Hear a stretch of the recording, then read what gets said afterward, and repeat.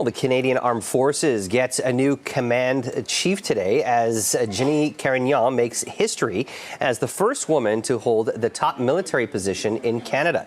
CTV's Mike LaTorre is on hand with the latest. Thanks for joining us, Mike. Let's talk about the credentials and what makes her the best person suited for this job. Yeah, she has such a long, storied career in the Canadian Armed Forces, 35 years. Actually, she started in the same year that women won a Canadian Human Rights Council verdict that decided that women could serve in all roles in the military, including combat. And that is something that really sort of sets her apart. A pioneer in the military already. Back in 2008, she became the first female in the Canadian Armed Forces to actually command a combat arms unit. And then from there, she served in Afghanistan, Bosnia, and Syria. So really such a career leading people. And at one point, she did command 2 combat engineer regiments where she led more than 10,000 soldiers. So certainly in leadership position is nothing new to her. Also, most recently, she'd served in a position which was called the Chief of Professional Conduct and Culture at the Department of National Defense.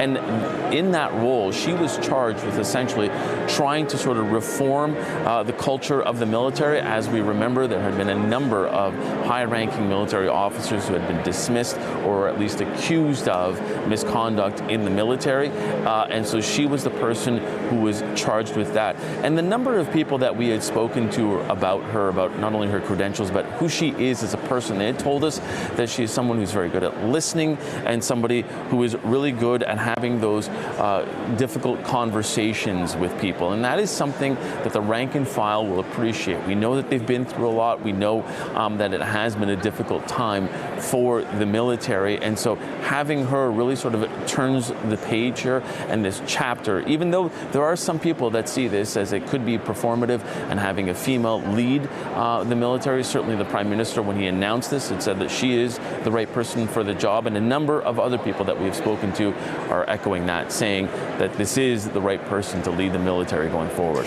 You talked about some of the challenges that the military has been facing, especially, how much it's been plagued by these sexual misconduct situations, but there's also been challenges regarding enrollments for new recruits. There's been issues regarding, keeping our military equipment and fleets up to date. What are some of the other challenges that you think she will face moving forward? Yeah, it's that recruitment and retention, right? That has been the biggest issue for the military.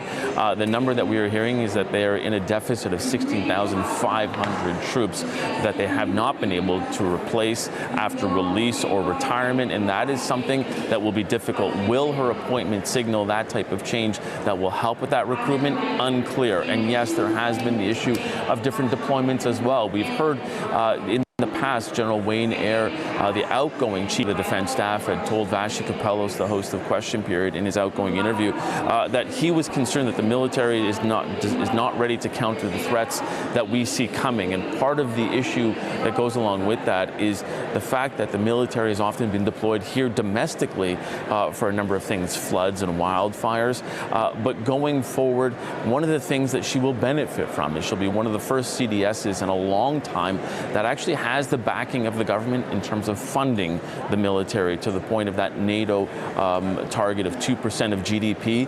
So that'll be something that could help her going forward. But certainly, as you had mentioned, the challenges ahead are a number of them. But she will be asked about those as well after the ceremony when she meets with reporters. CTV's Mike LaTorre, we appreciate that update. Thanks for joining us.